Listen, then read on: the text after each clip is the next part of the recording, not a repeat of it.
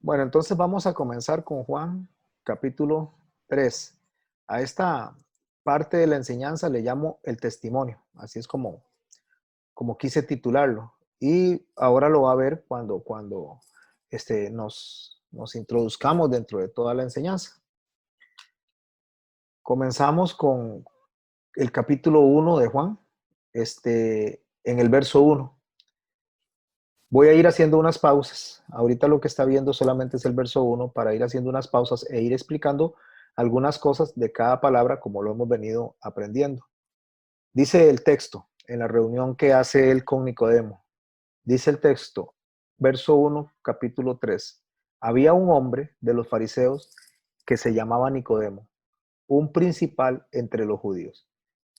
En este primer verso hay varias cosas que tenemos que analizar.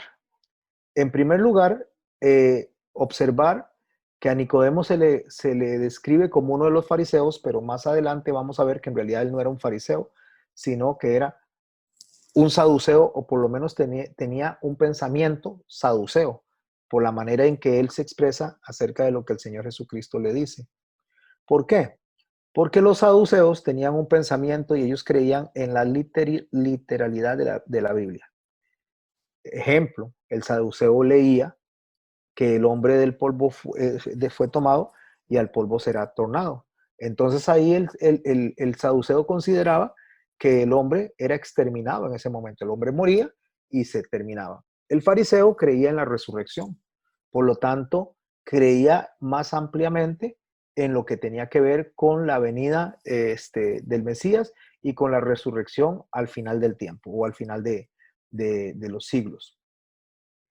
Los saduceos y los fariseos definitivamente en cuanto a pensamiento no estaban muy coordinados, pensaban completamente diferente. Ellos estaban unidos en los tiempos de Jesús porque 175 años antes de Cristo había nacido la secta farisea, que significa guardadores de la Torá o significa apartados para la Torá, para la enseñanza de la Torá. Ellos nacieron después de que nacieron, me refiero en cuanto a la constitución de ellos, eh, fueron hechos o fueron puestos por el pueblo para poder rescatar todo lo que tenía que ver con la Torá. Ellos estuvieron durante 2, 3 siglos bajo el dominio griego, una vez que los macabeos se liberan de los griegos cuando Antíoco Epifano, no directamente él, sino sus seguidores, sacrifican un cerdo en el altar un 24 a 25 de diciembre. Ellos ya se indignan porque el cerdo se está sacrificando, porque se celebraba el solsticio de invierno y se lo sacrifican a sus dioses, los griegos. Entonces los macabeos se levantan en armas y recuperan el templo en una guerra que dura 33 años. Una vez que ellos han recuperado el templo, entonces lógicamente hay que poner un rey, los macabeos vienen a poner un rey y los fariseos que se instalan 175 años antes de Cristo, se instalan con el fin de darle una recuperación a la ley, recuperar a la Torah para el pueblo y recuperar lo que era la enseñanza que se había perdido durante el tiempo de los griegos. Ellos vienen y dicen que según la Torah, quien debe estar gobernando Israel es alguien de la dinastía de David, alguien que venga de la línea de la familia de David. Los macabeos no eran de la familia de David, por lo tanto los fariseos le hacen ver a ellos que ellos no pueden gobernar. Pues lógicamente hay un problema ahí porque los macabeos no aceptan eso, o sea, dicen, esto no puede ser, nosotros duramos 33 años peleando para recuperar esto y ahora ustedes no nos van a dejar que seamos reyes, ¿no? Sí, pero ustedes no pueden ser reyes porque ustedes no vienen de la línea dinástica de David. Bueno, entonces los macabeos tienen una grandiosa idea. Pasan 10 años en ese problema, en esa discusión, y en el 165 antes de Cristo, recordemos que a menores números, más cerca de Cristo, porque es antes de él, en el 165 antes de Cristo, se instalan lo que son los saduceos. Los saduceos salen de la clase oligárquica, salen de la clase rica, así que no eran básicamente sacerdotes por profesión, sino que eran personas que se habían puesto por una cuestión de conveniencia. Aunque para los tiempos de Jesús ya ellos tenían ciertos estudios y se habían ingresado a lo que tenía que ver la línea del estudio de la Torá, pero al no tener ellos esa enseñanza desde el principio de no ser sacerdotes puestos bajo la línea arónica desde el principio, bajo la línea levítica, entonces ellos tenían pensamientos diferentes. Y uno de esos pensamientos diferentes es que no creían en la resurrección, sino que creían en la muerte y la exterminación, en la literalidad de los textos. O sea, eso dice el texto, no vamos a ponernos a discutir, así es como se interpreta y así es como se aplica. Esa diferencia la tenían ellos. Porque es importante entender eso de los saduceos. Ahora en unos versos más adelante vamos a ver cómo nos va a encajar en el pensamiento que tenía Nicodemo. Así que las personas que realmente debían de estar al frente del Sanedrín eran los fariseos. Los saduceos fueron sumados por Macabeos. Después allá en el año 68 viene Pompeyo, conquista lo que es Judea, y los romanos empiezan a funcionar. Es lo que se encuentra Jesús cuando está predicando. Ya es lo que se conoce como el Imperio Romano gobernando lo que es a Judea. Cuando Jesús encuentra esto, se encuentra con dos grupos de sacerdotes que están funcionando en la administración religiosa de la época, que son fariseos y saduceos. Eso es lo que se encuentra ahí. Pero eso nació más o menos siglo y medio antes de que viniera nuestro Señor Jesús. Los escribas, por su parte, eran como para el tiempo de nosotros como notarios, una especie así, como personas que tomaban los escritos y los pasaban. También alguien tenía que dar una declaración de algo, ellos escribían, era algo así como un notario, alguien que, por eso llamaban escribas, porque les tocaba escribir lo que otro decía. Todos los fariseos eran eran escribas. Todos los fariseos eran escribas porque es como que el notario se hubiera especializado en algo, entonces, o que un médico se especialice en algo, entonces viene un médico y es médico general y se especializa tal vez en ginecología o en cardiología. Entonces, todos los médicos son médicos generales. Todos los fariseos, incluso todos los saduceos, eran escribanos. Pero no todos los escribanos eran fariseos o saduceos. ¿Por qué? Porque no necesariamente el escribano podía llegar a ser escogido y a ser incorporado dentro del Sanedrín. Entonces ahí tenemos una separación. Pero en este caso, hablando básicamente de Nicodemo, que la palabra de Nicodemo se divide en dos, es una palabra griega que es Nico y Demos. Nico significa el victorioso, el que está por encima. Hoy en día la mayoría de la gente utiliza esa palabra griega en los zapatos, la Nike. La Nike es Nico, justamente, cuando se habla de esos tenis, se está hablando de victoria. Entonces, esa palabra Nike y Demo, que es el que está por encima, ambas palabras significan el que está por encima del pueblo o el que está en un lugar o una posición de relevancia sobre el pueblo. Cuando el texto dice que se llamaba Nicodemo, está hablando en su propio nombre de que una persona que en autoridad estaba justamente por encima de muchas autoridades. Pero cuando dice un principal entre los judíos, esto todavía le da una connotación aún más elevada a Nicodemo. ¿Por qué? Porque cuando yo entiendo la posición que tenía Nicodemo, voy a entender también el acercamiento que él le hace a Jesús, la forma en que él se llega a Jesús, no era propio de un principal de entre los judíos o de un principal de la sinagoga. ¿Quién es un principal? Primero vamos a dividir lo que son las autoridades judías en los tiempos de Jesús. En primer lugar estaba lo que se conoce como la nobleza sacerdotal o el clero. Esto lo constituían las autoridades religiosas. ¿Quiénes son las autoridades religiosas que constituían ese clero? Los que le acabo de mencionar, los fariseos y los saduceos. Esa era la clase sacerdotal o el clero religioso de la época.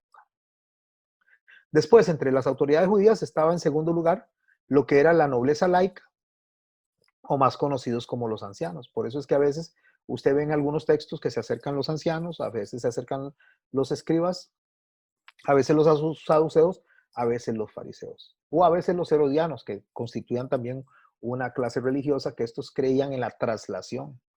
¿Por qué? Porque acordémonos que Herodes en una oportunidad dice, debe tener el espíritu de Juan el Bautista, porque ellos creían en la reencarnación, en la traslación. En los tiempos de Jesús habían 29 sectas judías, básicamente, aproximadamente. No todos pensaban lo mismo. La gente piensa a veces que decir judío o decir judaísmo es sinónimo de Torah. O sea, porque lo diga un judío, lo tenemos que tomar al pie de la letra, aceptarlo al pie de la letra y enseñarlo al pie de la letra. Y eso no es así, porque en el judaísmo hay varias formas en las que ellos se alimentan de conocimiento. La Torah, que los que se alimentan de la Torah, los que aprenden de la Torah, pues perfecto, o de la Tanakh también, pero básicamente de estos dos. Después viene lo que es el Talmud. Eso ya no es palabra de Dios, sino que eso es enseñanza rabínica. Después está el Zohar, que se conoce como el libro de esplendor. Tampoco, mucho menos eso es palabra de Dios, sino también enseñanza rabínica. Y después está lo que se conoce como la Cábala, que ya eso entra en más misticismo, casi que hechicería prácticamente, ¿verdad? Entonces, las sectas judaicas de la época y las sectas judaicas que existen en el día de hoy no necesariamente giran alrededor de la enseñanza de Hashem o de Dios, como le dicen ellos Hashem, o de Dios, sino que giran alrededor de enseñanza de hombres. Eso fue lo que el Señor atacó en su momento. Los ancianos de la época y la nobleza laica, por lo general, iban alrededor justamente de las enseñanzas de hombres, no de las enseñanzas de la Torah. Los fariseos y los saduceos iban alrededor de la enseñanza de la Torah, solo que con diferente interpretación. Unos interpretaban de manera literal y otros interpretaban de manera de figuras, como los fariseos. Bueno, estos ancianos o nobleza laica constituían el segundo nivel de autoridades judías. Después, en el tercer punto, tenemos los escribanos o los escribas, que se conoce como la autoridad sapiensal, que era lo que lo comentaba, que son aquellos que escribían los textos, los trasladaban. Estos eran hombres muy capacitados para la hora que alguien mencionaba un texto, sabían dónde encontrarlo porque ellos se lo sabían de memoria.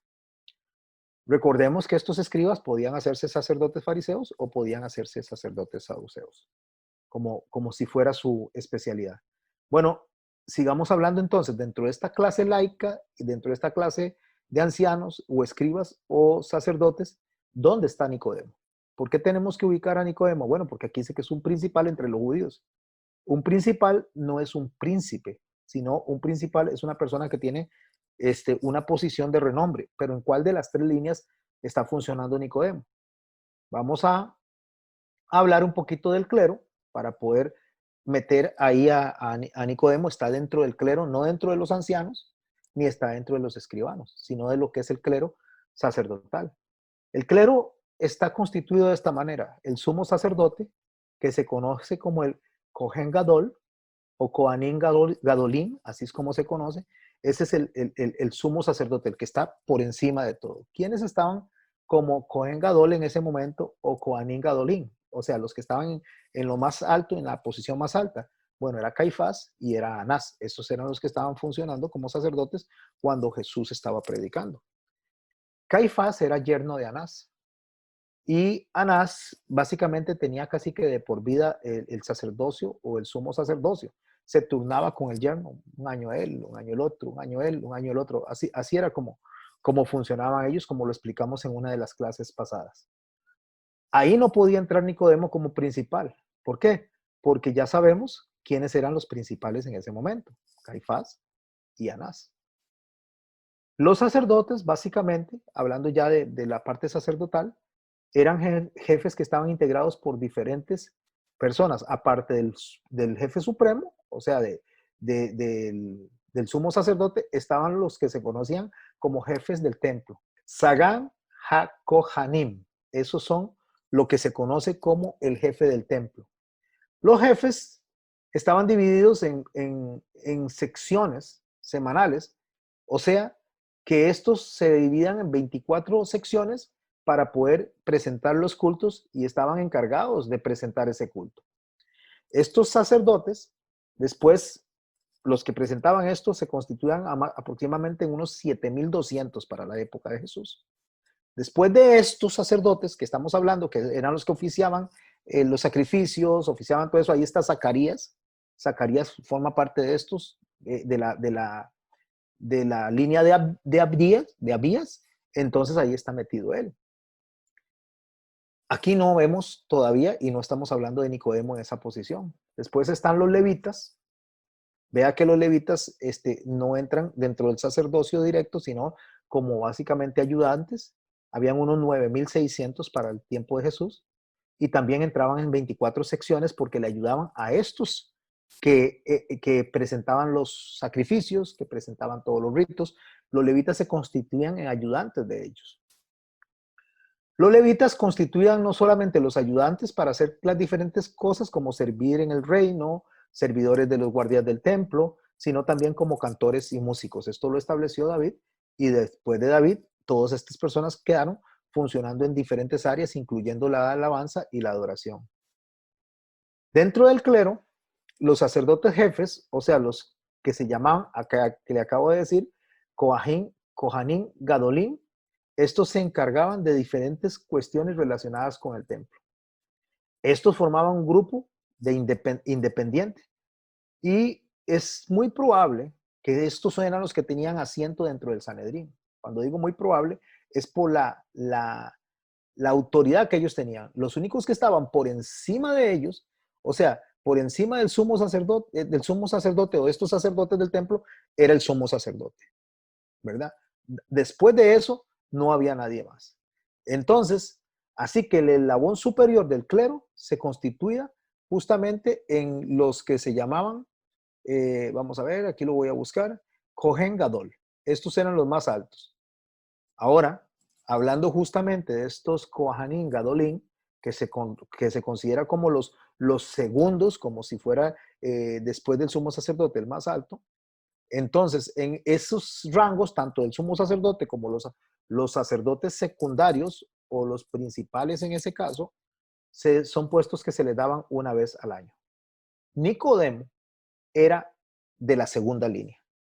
O sea, está el sumo sacerdote y después está el Kohanim Gadolim, que es el administrador del templo, la persona que está a cargo de todos los servicios del templo, el que se encarga de que todo funcione bien, es un tipo de administrador, pero un administrador de una posición muy alta, por encima de los levitas, por encima de los cantores, por encima de todos. Nicodemo era uno de esos. Ese era Nicodemo. Entonces ya eso nos da a nosotros la idea del tipo de persona que se está acercando a Jesús a pedirle consejo. Porque como le digo, después solamente de él estaba el sumo sacerdote. Ahora, una vez puesto esto en nuestras mentes, sigamos leyendo el verso 2, porque entonces ahora nos va a arrojar a nosotros que este hombre se ponía básicamente en peligro dependiendo de quién lo estuviera viendo. Y dice así, vino a Jesús de noche. Cuando él viene a Jesús de noche es por dos aspectos. Probablemente, según la mayoría de las personas que enseñan acerca de este texto, para que no fuera descubierto por el pueblo, de que se estaba acercando a Jesús. Pero lo que más tiene como fuerza argumental en cuanto a esto es porque en la noche casi la gente no salía. Y no salía por el arrastre que se trae desde el tiempo de la salida de ellos de Egipto. A la medianoche fue que llegó el destructor. Entonces, para ellos, estar en la noche o salir en la noche era como ponerse en una situación de juicio.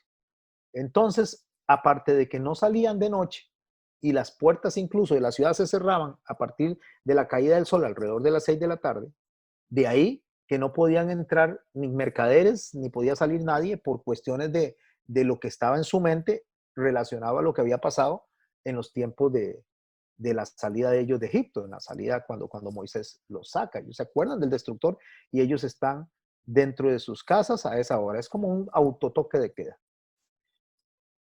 El pueblo, aparte de eso, dormía con las luces encendidas. ¿Y por qué dormía con las luces encendidas? Porque ya imaginémonos, habían 2,5 millones, 3 millones de personas saliendo de Egipto en el momento que todos los primogénitos murieron. Eso quedó, el pueblo quedó marcado con eso. Quedó marcado y todavía en los tiempos de Jesús esa gente no salía de noche. Entonces, Nicodemo sale de noche por dos razones. Una, probablemente para que no todo el mundo lo vea, y la segunda es por una cuestión cultural de que ellos se resguardaban durante la noche. Y Nicodemo, dice el texto, le dice rabí. Si Nicodemo es un principal, si Nicodemo tiene la posición que tiene y se dirige a él diciéndole rabí, ahí no hay un insulto, como a veces dice más de una persona al predicar, ahí no hay una intención de burlarse del Señor. No, él lo está reconociendo como maestro. Y tanto es así que lo que él dice es sabemos, en plural, lo cual implica que no era una posición de él, sino una posición de un grupo, y dentro de ese grupo tenía que ser gente de una autoridad muy reconocida por la posición que él tenía.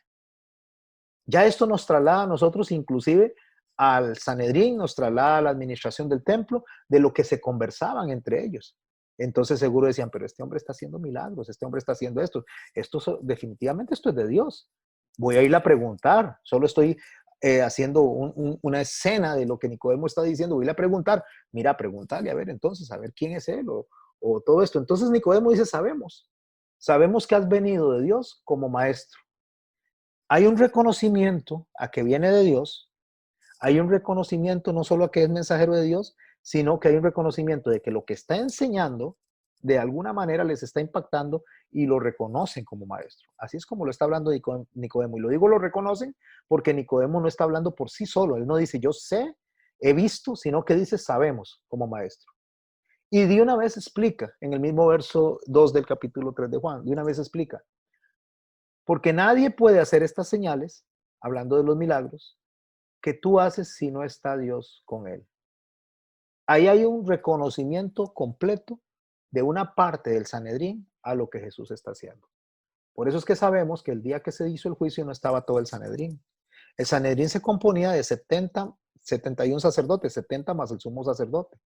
Según el estudio, podía haber tal vez unos 38 o 40 sacerdotes el día que se juzgó a Jesús, porque eran solamente los que no estaban de acuerdo con él. Por eso se hizo incluso el juicio a horas que la gente no estaría afuera. Vea qué interesante. O sea, se hizo un juicio entrada la noche, porque esto fue un juicio ya programado, planificado, para llegar a donde Jesús y decir, este es culpable, y en la mañana llevarlo ante el procurador romano, que eran los ocupadores del momento, y la sentencia de muerte tenía que ejecutarse de manos de los romanos, porque eran los romanos los que la pena capital ejecutaban. Ellos no se lo daban a nadie, sino que se atribuían. A pesar de que habían asesinatos en alguna oportunidad y apedreamientos a la gente o lapidaciones durante ese tiempo, era porque los romanos lo toleraban, pero la ley no lo permitía. La pena capital solo era ejecutada por los romanos, o sea, por los ocupantes. Entonces, ahí es donde vemos que hay todo un complot para poder acusar a Jesús, donde no todos los sacerdotes estaban esa noche, que al Señor lo enjuician para crucificarlo, y muy probablemente ahí no estaba Nicodemo. Y cuando digo muy probablemente, porque el texto lo hubiera dicho que hubiera entrado en defensa de Jesús, lo que estaban eran solamente los que querían enjuiciarlo. El verso 3 continúa diciendo, respondió Jesús y le dijo, de cierto te digo, que el que no naciere de nuevo no puede ver el reino de Dios. Vea qué importante, y aquí es donde radica justamente la línea que nosotros tenemos que ponerle mucha atención entre lo que Nicodemo responde y entre lo que Jesús está diciendo. Esto es importante, esa conexión, y devolvernos a la explicación que yo acabo de dar hace un rato. El que no naciere de nuevo no puede ver el reino de Dios. ¿Cómo entendería eso un fariseo que habla y entiende a través de las figuras? ¿Cómo lo entendería un saduceo que agarra y toma eso literalmente? Entonces ya me dice a mí que el pensamiento que tiene Nicodemo es un pensamiento más afín al saduceo que al fariseo, porque Nicodemo no es que está cuestionando al Señor. Hay una forma en que se enseñaba en esos tiempos que se conoce como la simpleza de la enseñanza. La simpleza de la enseñanza consiste en esto. Cuando un fariseo quería hacer una pregunta, entonces él lanzaba la pregunta y el otro fariseo no le daba una respuesta, le contestaba con otra pregunta. Y eso es A eso se le conoce como la simpleza de la enseñanza dentro del sistema de educación farisaica. ¿Por qué? Porque ellos siempre andaban buscando la sabiduría. Ellos andaban buscando cómo acrecentar el conocimiento. Entonces, si ellos hacían una pregunta y se les daba una respuesta, para efecto de ellos era como decir, mira, ya, se acabó aquí. Si yo le digo a una persona, mira, ¿te gustaría comer una manzana? Y la persona me dice, sí, muchas gracias, se acabó la conversación. Pero si fuera un fariseo, le dice a otro, ¿te gustaría comer una manzana? Y el otro le podría contestar, ¿qué clase de manzanas tienes? ¿O qué colores de manzanas tienes? ¿O cuántas manzanas traes? Lanza una pregunta y el otro le diría, ¿por qué? ¿De qué clase de manzanas te gustan a ti y de qué colores te gustan? Entonces empiezan a establecer una comunicación donde empiezan a tratar de sacar el conocimiento que el otro tiene. Por eso es que cuando Jesús le preguntan, esto es importante, cuando a Jesús viene y se le acercan las personas del templo y le preguntan, ¿qué debo hacer para ser salvo? Jesús no le contesta con una respuesta explícita, sino que le dice, ¿cómo está escrito en la palabra? O sea, ¿cómo está escrito en la Torá? ¿Cómo lo lees? O sea, ¿cómo lo interpretas? ¿Cómo le lanza Jesús a ellos? Le lanza otra pregunta. Él está funcionando dentro de la simpleza de la enseñanza. Entonces ve a Nicodemo en el verso 4 cómo funciona a la hora de entender cómo es que ellos ampliaban la sabiduría, preguntando y preguntando y preguntando. Nosotros no, nosotros en este lado del mundo, nosotros preguntamos y damos una respuesta. Ellos no, ellos entraban en ese círculo de pregunta sobre pregunta, pregunta sobre pregunta, y ahí podían durar horas, horas, horas, y incluso hasta días podían entrar en eso. Nicodemo le dice, ¿cómo puede un hombre nacer siendo viejo?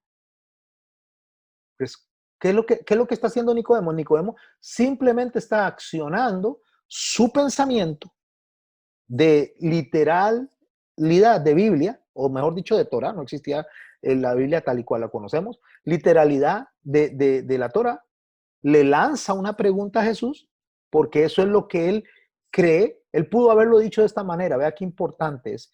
Cuando el Señor le dice, es necesario, me voy a devolver aquí, cuando el Señor le dice, de cierto os digo, que el que no naciere de nuevo no puede ver el reino de Dios, entonces él podría haberle dicho a Jesús de otra manera. Podría haberle dicho, no, eso no es posible, porque la palabra dice que el que nace debe de morir, o empieza a hacer argumentos de respuesta para tratar de que la conversación se termine ahí. Pero ese no es el pensamiento de un fariseo, ese no es el pensamiento de un maestro religioso. Él no quiere quedarse con eso, él quiere aprender. Y como quiere aprender, entonces empieza a desarrollar todo el tema. ¿Cómo puede un hombre nacer siendo viejo? Y continúa diciendo Nicodemo, ¿puede acaso entrar por segunda vez en el vientre de su madre y nacer? ¿Qué está pensando Nicodemo? Él no se está burlando de Jesús. Él no está tratando de contender con Jesús, sino que él está entendiendo sus palabras literalmente. Y literalmente a su forma de pensar como religioso las está aplicando. Jesús le responde y le dice, de cierto te digo, de cierto es un superlativo, en hebreo no hay superlativos, por lo tanto el repetir algo dos veces o tres veces, como decir santo, santo, santo, es decir santísimo, porque no existen los superlativos, por lo menos en el hebreo bíblico. Entonces dice, de cierto, o sea, ciertísimo lo que le voy a decir. De cierto os digo que el que no naciere de agua y del espíritu, aquí es muy importante, naciere del agua y del espíritu, no puede entrar en el reino de Dios. No está hablando aquí de entrar de una manera física, sino de una manera experimental, porque no se puede entrar de una manera física. Entonces está hablando con un hombre que entiende literalmente lo que se le está diciendo y le está explicando que hay una necesidad de nacer de agua y del espíritu. ¿Qué está entendiendo este judío, miembro principal del Sanedrín? ¿Qué es lo que está entendiendo él? En agua, habían una interpretación para el agua en el Antiguo Testamento muy, muy marcada, que era una para juicio y la otra para limpieza, cualquiera de las dos cosas. Recordemos que el juicio sobre la tierra fue por agua, cuando en los tiempos de Noé. Y también lo que se daba dentro del tabernáculo para poder entrar al lugar santísimo era lavarse las manos en el lavacro y lavarse los pies y limpiarse la cara. Eso está hablando de santificación, eso está hablando de limpieza, esto está hablando de una posición de ponerse en un estado de tahor delante de Dios antes de entrar al lugar santísimo. Está hablando con un sacerdote y este sacerdote está entendiendo lo que le está diciendo. ¿Qué es un estado de tahor? Un estado de tahor es un estado de estar puro o de estar limpio. Lo explico de esta manera. Agarramos un plato que está sucio y vamos a comer en ese plato, pero ese plato no lo podemos utilizar porque está sucio, está tamé, o sea, está sucio. El plato sigue siendo plato, el plato no deja de ser plato, el plato sigue siendo útil, pero mientras esté sucio no lo podemos usar. Entonces, lo que el Señor le está diciendo es que hay que pasarle agua a ese plato, hay que limpiar ese plato, refiriéndose al corazón del individuo, hay que lavarlo para que el plato esté disponible, limpio, para poder ser utilizado, para alimentarse con él. Así que el que no nace del agua, o sea, el que no limpia el plato, el que no pasa por ese proceso de ponerse de una manera adecuada para poder entrar al lugar santísimo, ponerse delante de Dios, dice, no puede entrar. ¿A qué se refiere eso de limpiar? De limpiarse las manos o de limpiarse los pies o de lavarse la cara para estar delante de Dios. Eso es una forma hebraica de hablar del arrepentimiento.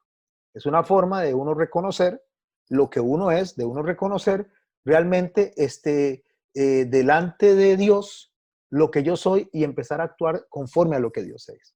El tabernáculo tenía una división. El tabernáculo tenía varios muebles. Entre esos muebles había uno afuera del lugar santo que se llamaba el lavacro. El lavacro tenía unos espejitos que cuando ellos se lavaban las manos, ellos lograban verse el rostro en el espejito. Entonces el lavacro lo que representa justamente es la palabra de Dios, o sea, representa las leyes, la Torá. Cuando ellos se veían en el espejito, entonces ellos lograban ver quiénes eran ellos y lo que el lavacro demostraba cuando se están lavando las manos, cuando se están lavando la cara y cuando se están lavando los pies, están viendo lo que a Dios no le gusta de ellos. De hecho, esos espejitos fueron dados por las mujeres cuando salieron de Egipto. Las mujeres egipcias le dieron a ellas esos espejos y le dieron joyas, y esos espejos ellas las dieron para la constitución del tabernáculo, y parte de eso fue el lavacro donde la gente, donde los sacerdotes se lograban ver, y entonces decían, no, yo no voy a entrar al lugar santo así, ni al lugar santísimo, porque voy a caer muerto. Entonces, para entrar delante de Dios, yo necesito lavarme las manos, lavarme los pies y lavarme la cara. O sea, cómo luzco, cómo acciono y cómo camino. Antes de entrar, si no caían muertos. Pero lo que el Señor añade, no solo el agua, sino dice, y del Espíritu. ¿Por qué tiene que ser de agua y del Espíritu? Porque es un reconocimiento, es un arrepentimiento que viene a través justamente del conocer lo que Dios quiere de mí y el conocer lo que Dios me pide para que yo entre a tomar en el lugar santo de los panes que están adentro. Los panes que están adentro representan también la palabra, pero los panes que están adentro, que representan la palabra, ya no es para ver cómo luzco delante de Dios, sino para ver cómo Dios quiere que luzca cuando llego delante de Él. O sea, primero me arrepiento de lo que soy y después Dios me dice qué quiere que yo sea. Por eso Pablo dice que él no hubiera conocido lo que es codicia si la palabra no le hubiera dicho lo que es codicia. Entonces eso lo deja de lado cuando se presenta delante de Dios. Para poder hacer eso, nosotros necesitamos nacer de nuevo en agua y en espíritu. Agua es conocimiento, eso es el agua. Agua es la limpieza a través del conocimiento que da el Espíritu Santo. Y en el capítulo 4, cuando ya entremos a ese capítulo, vamos a ver que el Señor le dice a la samaritana que el Señor anda buscando adoradores en espíritu y en verdad. Es justamente lo mismo. Personas que tengan una conversión genuina a través del Espíritu Santo, y la verdad es que tengan el correcto conocimiento para adorar a Dios. No adorarlo por adorarlo, sino adorarlo en conocimiento y con la conversión. Es básicamente lo que le está diciendo a Nicodemo. Si eso no pasa, entonces no puede entrar en el reino de Dios. O sea, de manera experimental. O sea, no puede experimentar eso en la vida. Si usted y yo y los que nos están escuchando, no es el Espíritu Santo el que nos llama, no es el Espíritu Santo el que nos impacta, eso es al entrar a los atrios, eso es al entrar a la primera parte del tabernáculo, y no pasamos por la parte del lugar santo donde yo me alimento del verdadero conocimiento como el que Dios quiere para que lleguemos a su presencia en el lugar santísimo, esta es la idea, lo que significa es que nosotros no podemos entrar justamente a esa presencia de Dios si no pasamos por esa fase de conversión. O sea, lo que se conoce como la conversión o lo que se conoce como la salvación en su primera fase. ¿Por qué la salvación en su primera fase? Porque la salvación se divide en tres fases. La primera fase es justificación, es el milagro que hace el Espíritu Santo para salvar, para impactar a la gente. La segunda es santificación, es donde nosotros renunciamos a lo que somos y empezamos a tratar de ser como Dios. Y la tercera es la glorificación, es cuando Dios lo lleva al término. El escritor bíblico dice, lo que Dios comienza, lo perfecciona y lo termina. Esas son las tres fases que comprenden la salvación. Por eso las personas muchas veces no entienden cómo las personas pueden tal vez caminar equivocadamente aun cuando han sido sellados por el Espíritu Santo. Pero Dios no va a dejar que termine la carrera a quien Él selló al principio. En la segunda fase o en la parte por medio que es la santificación, ahí hay una voluntad para hacerlo la persona de manera por parte de él sin ser forzado, o sea, voluntariamente, valga la redundancia lo que estoy diciendo, adorar a Dios de manera voluntaria y no de manera obligada. Pero el Señor viene, marca con el Espíritu Santo, salva a través del Espíritu Santo y lleva al término. Y en el medio está esa fase. Pero en ese medio que está esa fase justamente está la posición de entrar a ese lugar a adorar a Dios y no se puede entrar a menos que no haya sido lavado en agua y en espíritu. Y para aclararle a Nicodemo justamente cómo es esto, porque Nicodemo está entendiendo de manera literal, porque Nicodemo está confundido, entonces el Señor viene y le explica lo que es nacido de la carne, en el verso 6. ¿Qué es nacido de la carne? De la humanidad, o sea, lo que nace humanamente, lo que es convertido humanamente, que era lo que pasaba justamente con ellos, que ellos se dejaban llevar por lo que las emociones, lo que su propia interpretación les decía, humanamente dice, lo que es nacido de la carne, carne es. O sea, si es algo de la humanidad no va a pasar. Si es algo humano, de lo humano no va a pasar. Y lo que es nacido del Espíritu, o sea, de lo que viene de Dios, Espíritu es. Aquí hace justamente la separación el Señor de lo que es la obra humana y de lo que es la obra divina. Lo que el Señor está diciendo es, lo que Dios hace, eso tiene eso tiene una connotación y lo que el hombre hace, eso tiene otra connotación. Entonces le dice en el verso 7, no se maraville de que le dije que es necesario nacer de nuevo. O sea, Nicodemo, vea, no se maraville que si no pasa por este proceso, no va a poder entender lo que le estoy diciendo. Si usted no pasa por el proceso del nacimiento de nuevo, si usted no pasa por esa nueva naturaleza, usted no lo va a entender, ni nadie lo va a entender, porque lo único que le puede llevar a entender eso es el Espíritu Santo. Ahí va toda la conversación. Ahora vea lo que dice el verso 8. El viento, para que Nicodemo pueda entender un poco más y utilizando las figuras, dice, el viento sopla de donde quiere y oye su sonido. Pero si preguntamos de qué color es el viento no tiene qué color. ¿De qué tamaño es el viento no tiene tamaño. Si usted me dice y toca el viento y usted me dice qué textura tiene el viento, no podemos decir qué textura tiene el viento. ¿Y de dónde viene el viento? No se sabe. ¿Y para dónde va el viento? Tampoco se sabe. Es lo que el Señor está diciendo. Dice, el viento sopla de donde quiere. Cuando dice sopla de donde quiere, o sea, es como decir, el viento hace lo que a él le da la gana. Podemos traducirlo a lo tico. El viento se mueve como a él le place. Y usted lo oye donde se mueve. Pero, dice, mas ni sabes de dónde viene, ni sabes de dónde va. Existe. Sabemos que existe. Se oye, pero no podemos determinar nada del viento. Eso mismo que le estoy explicando, don Nicodemo, es justamente, así dice, es todo aquel que es nacido del Espíritu Santo. O sea, ¿qué es lo que está diciendo él? Él lo que está diciendo es que la persona que tiene una conversión sabe que tuvo una conversión. La persona que es salvada sabe que fue salvado. Ya no quiere reunirse con las mismas personas, ya no quiere hablar las mismas palabras, ya no quiere frecuentar los mismos lugares, ya no es el mismo. No sabe qué le pasó, solo sabe que le está pasando algo. Así es justamente el que nace de nuevo. Cuando se encuentra justamente en la puerta del tabernáculo y logra ver la obra de Cristo y dice, mire, me salvó, pero no sé qué pasó, ni sé qué fue lo que pasó en mi vida, pero me está pasando. Igual que como el viento, algo me está pasando a mí. Algo está pasando en mi mente, algo está pasando en mi corazón, pero ya no soy el mismo. Ya no soy la misma persona. Entonces, ante eso, Nicodemo, asombrado completamente de lo que el Señor le está diciendo, no peleando con él, no haciendo juicio con él, no discutiendo con él, no, Nicodemo está aprendiendo. Y Nicodemo en ese momento está siendo impactado por la palabra del Señor. Entonces dice en el verso 9, respondió Nicodemo y le dijo, ¿cómo puede hacerse esto? Vea qué interesante, o sea, Nicodemo está metido, está sumergido en esa conversación.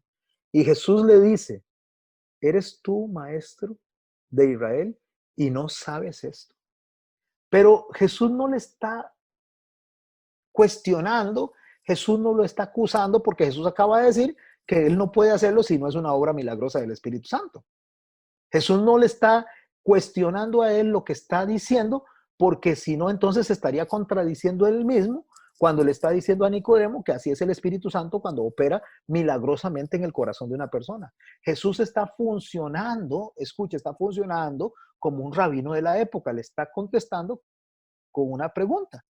Él le hace una pregunta y le dice, ¿cómo puede hacerse esto? Jesús le dice, eres tú maestro de Israel y no sabes esto. Lo que le está haciendo es llevando a Nicodemo a analizar, está llevando a Nicodemo a que empiece a cuestionarse lo que él ha estado enseñando como maestro de la ley. Y no solo como maestro, no es cualquier maestro. No es un levita que llegaba a hacer sacrificios, no es un sacerdote que llegaba a presentar, es un hombre que después del sumo sacerdote él tenía una posición de relevancia. Entonces, lo que hace con esta pregunta Jesús es poner a Nicodemo a hacerse un autoexamen, a hacerse un autoanálisis de qué es lo que él ha aprendido y qué es lo que él ha enseñado. Se está encontrando delante del maestro de maestros. Se está encontrando delante de Jesús que enseña de una manera tan extraordinaria, tan hermosa, que él no tiene otra cosa más que quedarse extasiado ahí. Y veamos cómo sigue el texto.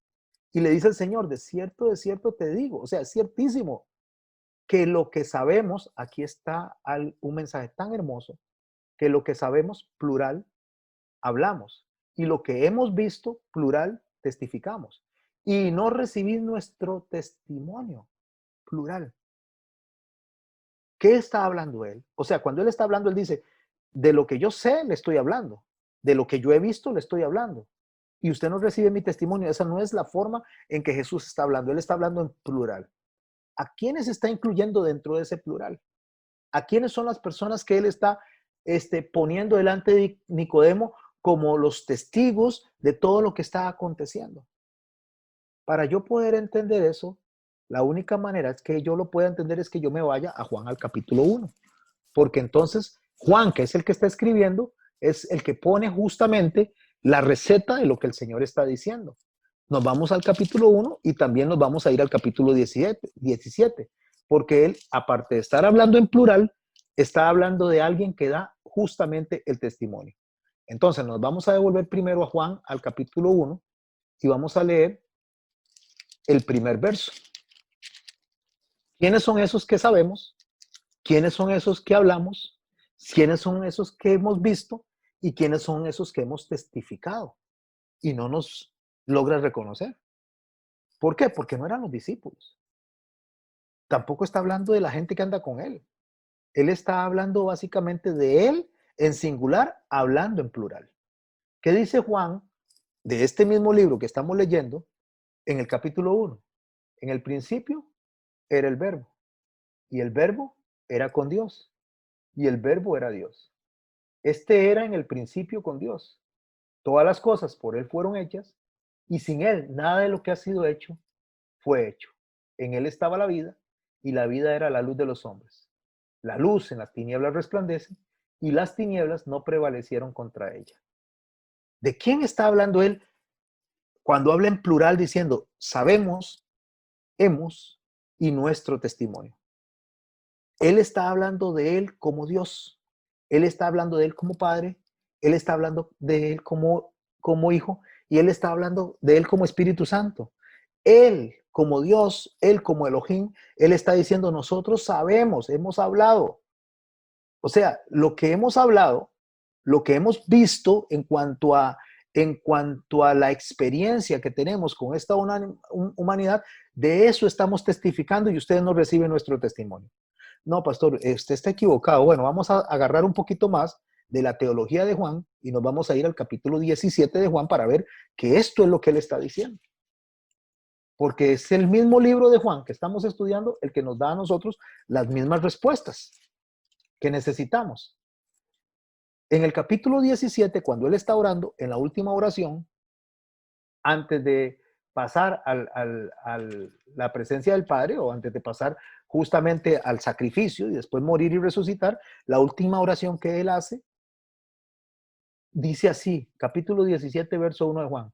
Estas cosas habló Jesús y levantando los ojos al cielo, dijo, Padre, la hora ha llegado, glorifica a tu Hijo, para que también tu Hijo te glorifique a ti.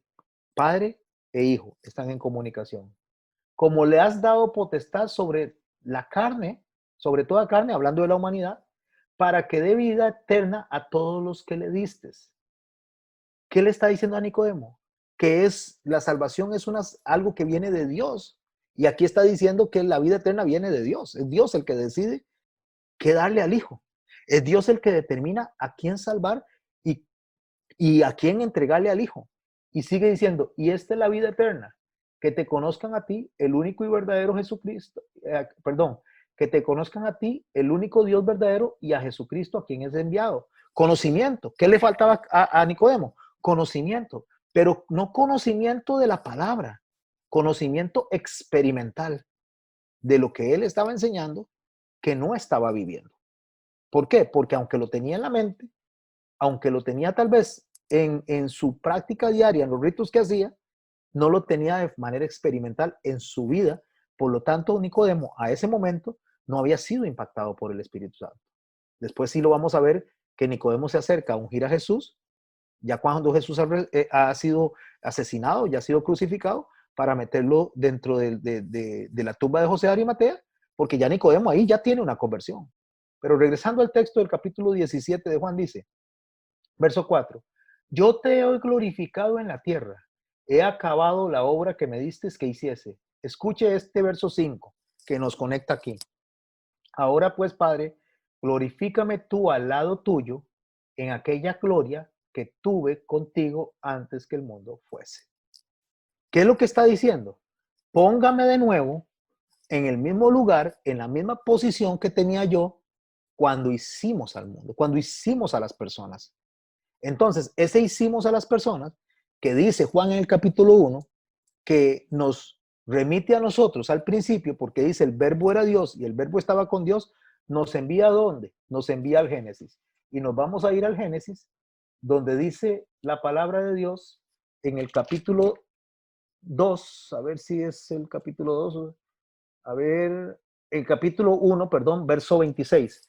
Aquí están, escuche, vuelvo a repetir, verso 11 del capítulo 3 de Juan. De cierto te digo que lo que sabemos, plural, hablamos.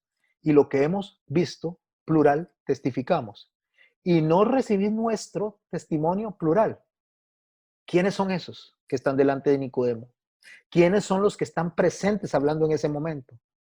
Después de haber pasado por el capítulo 17 de Juan y haber pasado por el capítulo 1 de Juan, ahora nos vamos al capítulo 1, verso 26 y escuche quiénes son estos. Entonces dijo Dios, Elohim, hagamos al, hagamos al hombre a nuestra imagen conforme a nuestra semejanza y señoree en los peces del mar y las aves de los cielos, en las bestias, en toda la tierra y en todo animal que se arrastra sobre la tierra. Esos, hagamos, esos están delante de él, en la persona de Jesús. Es Dios que está hablando con Nicodemo. Es Dios el que está diciéndole a Nicodemo lo que es ser salvo. Es Dios el que está diciéndole a Nicodemo quién es el que tiene la potestad de salvar y cómo se salva una persona. Es Dios delante de Nicodemo. Eso es Hermosísimo. ¿No iba a convertirse en Nicodemo? Por supuesto que claro que sí. Iba a estar impactado. Era Dios mismo enseñándole a Nicodemo. Y por si acaso, entonces en el verso 12, Jesús continúa con su argumento. Si os he dicho cosas terrenales y no creéis, ¿cómo creeréis si os dijere las cosas celestiales? O sea, si no está entendiendo con las figuras que le estoy hablando de la tierra, de que hay que nacer de nuevo, ¿cómo va a entenderme usted si le hablara ya de la manera que se habla en los cielos? No es posible. Pero para que le quede claro, Nicodemo, ¿quién es el que está delante de usted? Para que le quede claro quién le está enseñando a usted. Dice el verso 13. Lo de que le quede claro lo añadí yo, por supuesto. El verso 13 dice, nadie subió al cielo sino el que descendió del cielo, el Hijo del Hombre que está en el cielo. Esto es un argumento tan poderoso, porque dice nadie subió al cielo y no ha muerto. Entonces, ¿cómo es que alguien subió al cielo? Dice, sino que el que descendió del cielo, si no ha muerto, es porque él está hablándole a Nicodemo ahí de su obra salvífica. Él está diciendo a Nicodemo qué es lo que va a pasar. Yo vine, dice, muero y regresaré al cielo. Esto es lo que vine a hacer para que ustedes sean salvos. ¿Quién es el que los hace salvos? El Hijo del Hombre. Y escuche lo que dice, que está en el cielo. ¿Cómo va a decir eso si está delante de Nicodemo? Porque él está hablando que él es el Padre, él es el Hijo y él es el Espíritu Santo. Está hablando la Trinidad completa delante de Nicodemo. Hay una presentación tan poderosa y tan maravillosa que no había forma de que Nicodemo se escapara de eso. Pero voy a explicarle a Nicodemo ahora de la manera en que usted va a entender, porque usted es sacerdote de Israel, usted es un principal de Israel, entonces le voy a explicar para que usted entienda más claro qué es lo que está pasando delante de usted. ¿Qué te estoy enseñando, Nicodemo? Y como Moisés, verso 14 del capítulo 3 de Juan, y como Moisés levantó la serpiente en el desierto, así es necesario que el Hijo del Hombre sea levantado.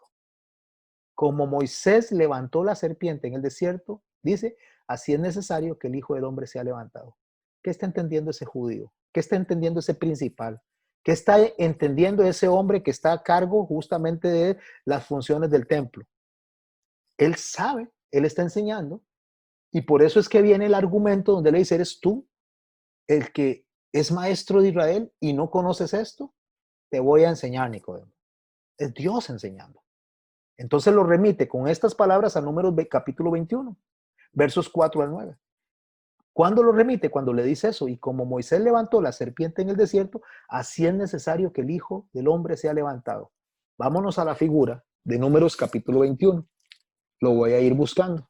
Y los que nos están oyendo, por favor, vamos buscándolo, porque eso es lo que Nicodemo está entendiendo como judío, como sacerdote de Israel. ¿Qué pasó en Números capítulo 21? ¿Qué es lo que el Señor está remitiendo ahí? Versos 4 al 9.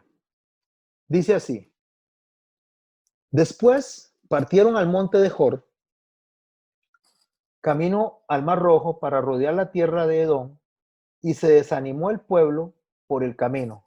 Está hablando de un evento justamente que se va a repetir allá en Deuteronomio capítulo 2, porque Deuteronomio básicamente es como recuerdos de lo que pasó durante toda la travesía del Éxodo. Pero dice, después que partieron del monte de Or, camino al Mar Rojo, para rodear la tierra de Edom, y se desanimó el pueblo por el camino. Desanimarse es, desanimar es que el alma se cae. Ánima es alma y desánimo es alma caída, o sea, se sentían tristes. Y habló el pueblo de Dios contra Moisés.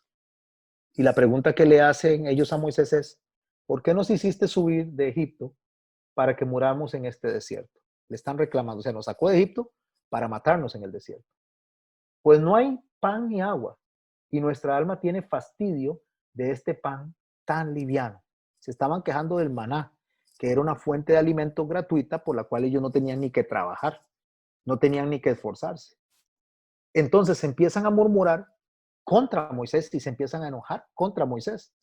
Y empieza a haber como una especie de revuelta contra Moisés. En el verso 6 dice, y Jehová envió entre el pueblo serpientes ardientes que mordían al pueblo y murió mucho del pueblo de Israel. La serpiente ardiente que está hablando aquí es colorada, es roja. O sea, cuando habla de roja, la palabra que está diciendo ahí es serpientes furiosas, serpientes en ira, porque están representando la ira de Dios. Entonces, cuando representa la ira de Dios, lo que está diciendo es que Dios envió la ira de él en forma o en figura de serpientes para que la gente que estaba murmurando y quejándose empezara a morir. Verso 7. Entonces el pueblo vino a Moisés y dijo, hemos pecado por haber hablado contra Jehová y contra ti. Ruega a Jehová que quite de nosotros estas serpientes. Y Moisés oró por el pueblo. Moisés viene e intercede por el pueblo para que las serpientes que manifiestan la ira de Dios no los sigan matando. Y Jehová dijo a Moisés, hazte una serpiente ardiente. Esta serpiente ardiente iba a ser más grande que esas serpientes, con una ira más grande, porque la serpiente ardiente, le digo, representa la furia, representa la ira de Dios. Entonces, hágase una serpiente ardiente y ponla sobre un asta, o sea, que quede bien alto, donde todos la vean. Póngala sobre un asta, y cualquiera que fuere mordido, ¿por cuáles? Por las serpientes pequeñitas, y mirare a ella, a la serpiente grande, vivirá. ¿Qué es lo que le está diciendo? Cuando la ira mía caiga sobre las personas, se fijen en la ira mayor, y cuando vean la ira mayor, entonces van a vivir. Y Moisés hizo una serpiente de bronce, que representa, el bronce representa sufrimiento, y la puso sobre un asta, y cuando alguna serpiente moría alguno, miraba a la serpiente de bronce y vivía. Eso es lo que le está diciendo a él. ¿Qué es lo que le está diciendo? De la misma manera que la ira había caído sobre los de antes, se mandó a hacer una serpiente más grande, donde la ira mayor iba a caer sobre esa serpiente. ¿Y qué dice la palabra de Dios? Que toda la ira que estaba sobre nosotros cayó sobre Jesús. ¿En dónde? En la cruz. Donde Él está levantado en la cruz, toda la ira cayó ahí. Entonces, todas las personas que veían hacia el futuro, al que iba a venir a morir en la cruz, se salvaban por la esperanza del que había a venir. Dice el libro de Hebreos que ahora nosotros nos salvamos por la esperanza del que ya vino, fijándonos hacia la cruz.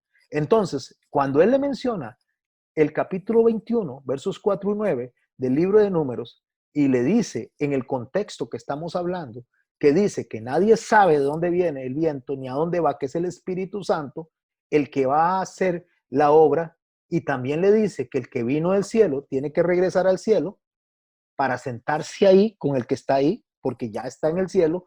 Todo este argumento que le está diciendo, él está hablando de un argumento de salvación a este hombre que no entiende que es nacer de nuevo. Entonces, cuando él le dice que la ira de Dios va a caer sobre la serpiente más grande, quien es él, que es necesario que el Hijo del Hombre sea levantado, dice en el verso 15, ¿para qué va a hacer eso? ¿Para qué Moisés hizo? ¿Y para qué él va a hacer eso? Para que todo aquel que en él cree, ¿en quién? En él, en el que va a ser levantado, en el que va a ser puesto en esa asta, en el que va a sufrir y toda la ira va a caer sobre él, para que todo aquel que en él se cree no se pierda, mas tenga vida eterna. Entonces, ¿qué es lo que está diciéndole él? Él lo que le está diciendo es que deben de creer, pero ¿de creer en qué? Porque los demonios creen y tiemblan. No está hablando de creer que Él es Dios, no está hablando de creer que Él es Jesús, está hablando de creer que Él es la salvación, al igual que pasó en Números capítulo 21. Lo que ellos deben de aceptar, lo que ellos deben de recibir es la obra maravillosa de un Dios que se hizo hombre para estar delante de Nicodemo conversando y argumentando sobre teología. O sea, qué interesante, Nicodemo está hablando de teología con el Dios que él enseña. O sea, Nicodemo está hablando de palabra con la palabra misma. Nicodemo está hablando de salvación con el Salvador. Nicodemo está hablando de creación con el Creador. Eso es lo que está diciendo Nicodemo. Él está diciendo la palabra. Y una vez que esto Nicodemo lo entienda, una vez que Nicodemo lo reconozca, entonces va a poder tener la oportunidad de estar presencialmente dentro del reino de los cielos. O sea, va a poder experimentalmente tener esa posición, aún sin haber muerto, aún sin haber estar delante de Dios en su presencia. Por eso es que el verso ¿por qué? Del capítulo 3, en el verso 16, nos conecta con todo el argumento que acabo de decir y nos conecta justamente con el famoso verso que todo el mundo dice que no examina justamente estos expedientes que acabamos de analizar. Porque de tal manera amó Dios al mundo, ¿de qué manera? De la misma manera que amó a aquella gente en el desierto. Eso es, de tal manera amó Dios al mundo, de la misma manera que amó a aquellos en el desierto, que cuando llegaron donde él y a través de Moisés le dijeron, habla con Dios para que cuando estas serpientes nos muerdan, no muramos. De esa misma manera, esa es la comparación que está haciendo él. Porque de tal manera, de esa manera amó Dios al mundo, que ha dado a su Hijo unigénito para que todo aquel que en él cree no se pierda, mas tenga vida eterna. De la misma manera que ellos creyeron que esa serpiente, con solo mirarla, los podía salvar de las picaduras de la ira de Dios, la ira puesta sobre esa serpiente, de esa misma manera, quien crea que yo, Nicodemo, vine a morir por todos ustedes, quien de verdad crea que yo soy Dios, que me hice hombre, y ese es el testimonio que damos, eso es de lo que estamos hablando. Si usted logra entender eso, si usted logra creer eso, no es por su propia fuerza, porque lo que es de humano, humano es. Si usted lo cree, es porque el Espíritu Santo ha venido a usted para que usted lo crea. ¿Por qué? Porque no envió Dios a su Hijo al mundo para condenar al mundo. Yo no vine a condenarlo, Nicodemo, sino para que el mundo sea salvo por él. Porque ya el mundo estaba condenado. Verso 17 de Juan. El que en él cree, en esa obra, no es condenado. Pero el que no cree ya ha sido condenado. Porque no ha creído en qué? En lo que le acabo de explicar. En el nombre, que es autoridad, no es J-E-S-U-S, no es Jesús, sino en la autoridad que él tiene como Cristo. El que no ha creído en esa autoridad, ¿en la autoridad de quién? Del unigénito Hijo de Dios, el único Hijo de Dios, dice, ha sido condenado o ya está condenado. ¿Y cuál es la condenación? Escuche que la luz vino al mundo para darle a la gente la guía de lo que tiene que hacer, y los hombres amaron más las tinieblas que la luz porque las obras eran malas. O sea, amaron más lo que hacían, amaron más las cosas que le interesaban de este mundo, que son pasajeras, que lo que viene del cielo. Amaron más la temporalidad que la eternidad. Amaron más la ignorancia que el conocimiento. Amaron más todo lo que ellos querían que lo que Dios quería para ellos. Porque, verso 20, todo aquel que hace lo malo aborrece la luz y no viene a la luz. ¿Y por qué no viene a la luz? Para que sus obras no sean reprendidas. Porque una vez que yo sé que tengo que alejarme, una vez que yo sé que tengo que dejar de hacer las cosas, entonces no me quiero lavar las manos, no me quiero lavar los pies, ni me quiero lavar la cara. O sea, no me quiero arrepentir. No quiero hacer lo que Dios me dice. Lávese las manos, lávese los pies, lávese la cara. Pero no puedo hacerlo porque necesito ser lavado ¿en qué? En agua y en espíritu. Entonces dice el verso 21, mas el que practica la verdad viene a la luz, para que sea manifiesto que sus obras son hechas en Dios. Quiero rescatar este en que puse en azul. Para que sus obras sean hechas en Dios, significa inserto, significa adentro, significa una unidad, significa un ejat. Significa que a menos que Dios nos meta en Cristo, a menos que Dios nos fusione con Él, no es posible que nosotros entendamos esta obra. Después de esto vino Jesús a sus discípulos a la tierra de Judea y estuvo con ellos y bautizaba. En Juan capítulo 4, más adelante, en el verso 1 a 2, dice que no era Jesús el que bautizaba, sino sus discípulos, porque en la autoridad de Jesús es que ellos bautizaban. Luego vamos a hablar un poquito más de eso, porque el bautismo no lo hacía Jesús, lo hacían los discípulos. ¿Por qué lo hacían los discípulos? Porque funcionaban justamente como el sacerdocio que acabo de explicar. ¿Quién es el sumo sacerdote? Jesús. ¿Y quiénes son los Kohanim? Los más pequeñitos, los discípulos. Ellos preparan todo para el sacrificio. Ellos bautizan, ellos alistan, ellos hacen toda esa función para que quien se presente delante del Padre como intermediario sea el Gaol Kohen, o sea, el sumo sacerdote. Juan bautizaba también en Enón, verso 23, junto a Salim, porque allí había muchas aguas y venían y eran bautizados. Porque Juan no había sido encarcelado. Entonces hubo una discusión entre los discípulos de Juan y los judíos acerca de la purificación. ¿Cuál purificación? La forma en que se acerca uno a Dios, la forma en lo que se está dando en ese momento. Y vinieron a Juan y le dijeron, Rabí, mira, que el que estaba contigo al otro lado del Jordán, hablándole a Juan el Bautista, el que estaba con usted, que es Jesús, de quien tú diste testimonio, bautiza a todos y vienen a él. Respondió Juan y dijo, no puede el hombre recibir nada si no le fuere dado del cielo. ¿Qué es lo que está diciendo Juan? Lo mismo que dijo Jesús, lo mismo que le dijo a Nicodemo. Es imposible que el hombre pueda recibir algo que Dios no le dé, porque es a Dios a quien le toca darlo. Vosotros mismos me sois testigos de que dije, yo no soy el Cristo. Recuerde que cuando a él le hacen esas preguntas, cuando él se acercan a preguntarle si él es el Cristo, si él es el Elías, si él es el que ha sido enviado, él dice, yo no soy, es él, sino que soy enviado delante de él, es donde él dice, el que tiene la esposa es el esposo, mas el amigo del esposo que está a su lado y le oye, se goza grandemente de la voz del esposo. Entonces dice, así pues, mi gozo está cumplido. ¿Por qué el gozo está cumplido? Porque la tarea de él ya había sido hecha, la tarea de él había sido terminada, entonces ya a Juan no le quedaba más que hacer. Y de una vez dice, es necesario que él crezca, pero que yo mengüe, que él se vaya retirando para que Jesús vaya subiendo. Y viene Juan el Bautista y empieza a hacer el mismo argumento, la misma explicación que está dando el Señor Jesucristo a Nicodemo. El que de arriba viene es sobre todos. El que es de la tierra es terrenal y las cosas terrenales habla. El que viene del cielo es sobre todos. Y lo que vio y oyó, esto testifica, hablando del testimonio que Jesús está dando como Dios. Nadie recibe su testimonio.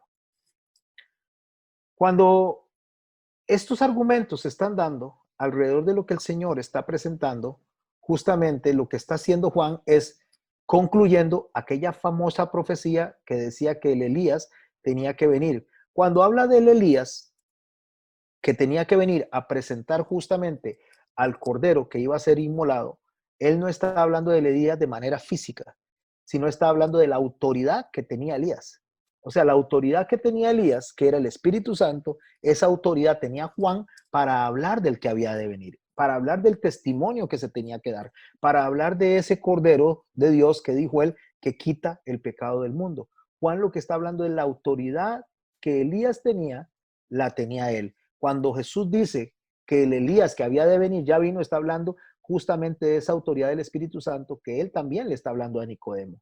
Por eso es que si alguien recibe el testimonio, atestigua, o sea, reconoce que Dios es veraz, es lo que dice este verso.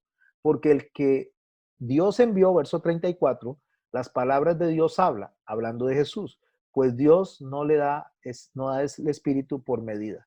Cuando Dios decide darle a una persona conocimiento, cuando Dios decide impactar a una persona, Él no se lo da con medida, Él le da todo lo que Dios quiere darle, le da de llenura. Y en este caso, hablando de Jesús, que es el que está en ese momento presentándosele al pueblo como Salvador, justamente es lo que el verso 35 dice, el Padre ama al Hijo. ¿A quién? Al que le está dando por llenura todo. Y todas las cosas ha entregado en su mano. Cuando habla de todas las cosas, está hablando lo que está en el cielo, incluye lo que está en el cielo, lo que está en tierra, e incluye lo que está en la tierra. Se la ha dado en su mano. Por eso el Señor Jesús al final dice que toda potestad me ha sido dada en los cielos y toda potestad me ha sido dada en la tierra. Se está refiriendo a autoridad. Toda la autoridad me ha sido dada. El que cree en el Hijo tiene vida eterna, pero el que se rehúsa a creer en el Hijo no verá la vida, sino que la ira de Dios está permanentemente, no, permanentemente lo añado yo, está sobre él, pero a eso se refiere. La ira de Dios está permanentemente sobre él.